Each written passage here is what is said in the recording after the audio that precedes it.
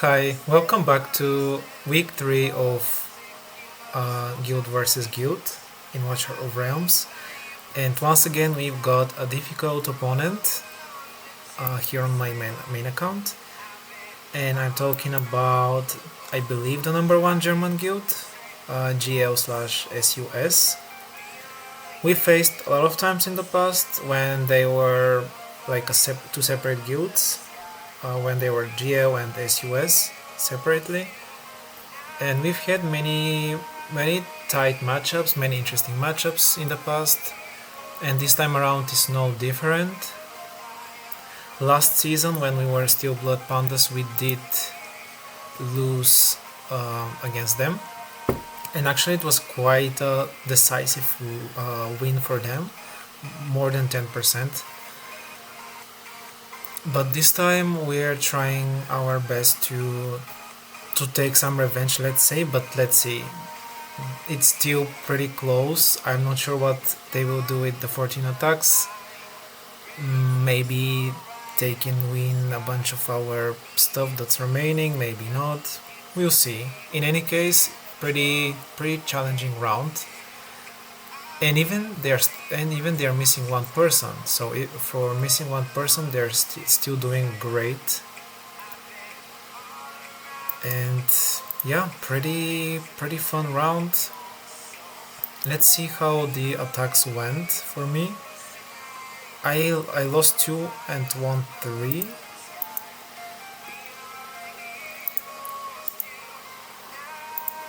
And let's see where are the ones that I attacked. Yeah, so my first 2 attacks went against this team. I won one and I lost another, the second, or it was vice versa.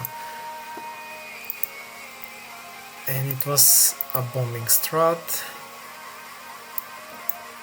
I should have probably shared the code for other people. I thought I did, but I didn't. But it's a similar team that I've attacked in the past. I'm pretty sure. Like Mary is here, Neja is here, and Ingrid is here. I'm pretty sure I faced the same team in the past, like last week or I don't know when. But the main, let's start again. The main idea is sending the spiders and the bombs at 9, as we see. Double spiders and one bomb. And the hope is that these guys will take out Mary and Neja and Earlys, or just Earlys, doesn't matter. The most important here is to take out Mary, because in this scenario Earlys dies and Mary dies, and Neja is still left remaining, but it doesn't matter because he won't be able to do much by himself. So the most important thing is that Mary dies. That's it. If she doesn't die, the run is kinda over, and we'll see how that happened in my second try, where exactly that happened. Neja died, and also Earlys died, but Mary didn't die in my second run. And so my run was pretty much messed. It was kind of frustrating to lose with Ingrid hitting just this tile here and only Mary left standing.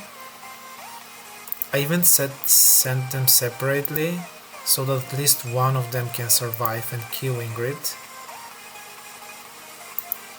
But unfortunately Mary's slows are just too cancer. And even with Ingrid hitting one tile, she still hits enough thanks to the slow, and she unfortunately will kill my stuff.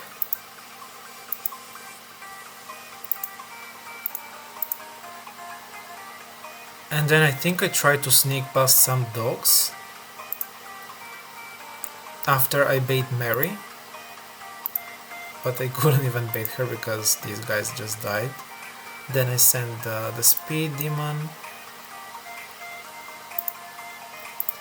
And after Ingrid did her beam, I mean she was already back to her other one, but... And I was like, almost made it. Almost. But unfortunately it was kind of an annoying thing. Maybe there is a more simple way to beat it. Maybe just fiend it, or... You know, if you have big enough BP, I guess that should be possible. But for me, bombing is kind of an option here. So even though it was a loss, still 20 cores, 20 HP is 20 HP. I will take it. Okay, next I double hit another team, which was a very interesting team. I haven't seen this season this type of team yet. And here is pretty much a fiend. Cyrus died pretty easily. There's just no damage here. I mean, there's Nastya and there is Ingrid, but it's just not enough to hold the fiend. And honestly, I'm not sure what is Theowen's purpose here.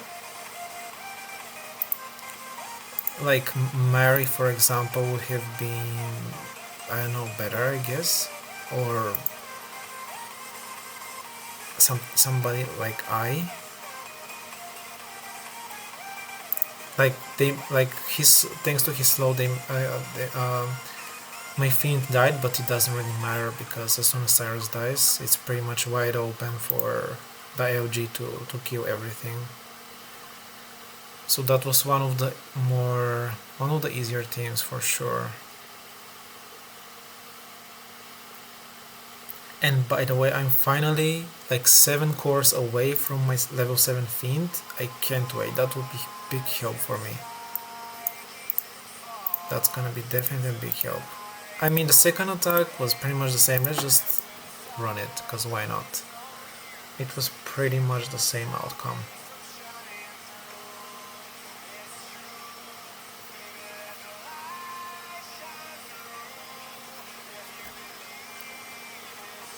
But yes, level 7 Fiend is definitely a big upgrade after his level 5.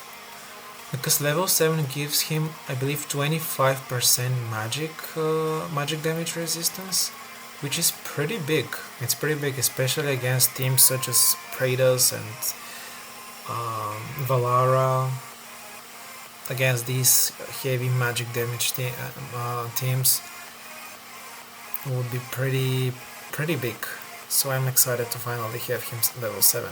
Hopefully for tomorrow's matchup, because I just need 7 cores.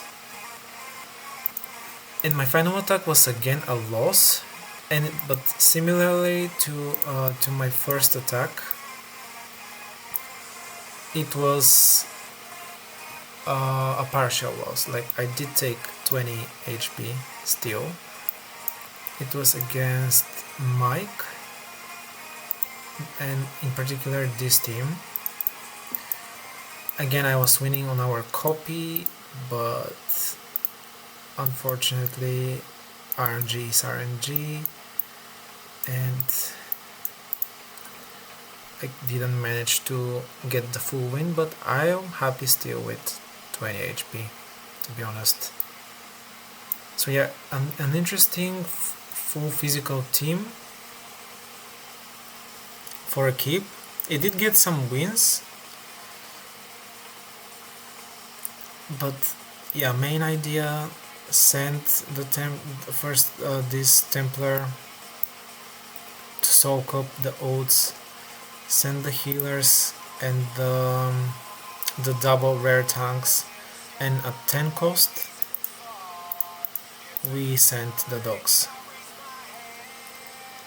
while Neja is still not back to his oath, but he'll get back right on time. Actually, I'm gonna slow down. Yeah, right on time, and I almost made it, but the stun, like these stuns they kinda screwed me, which was kinda annoying, but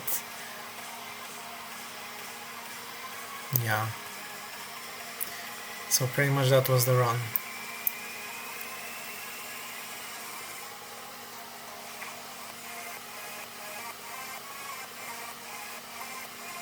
And so yeah, that's how I did this round. My two losses were both 20 HP each.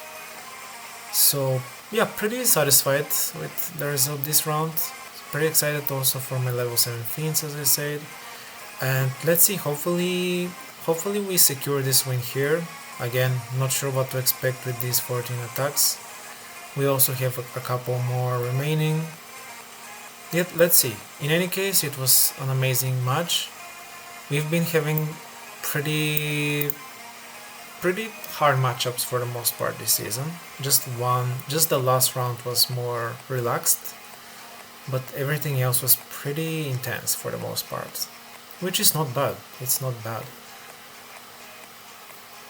And so yeah, this is it for this round, and I'll see you in the next video.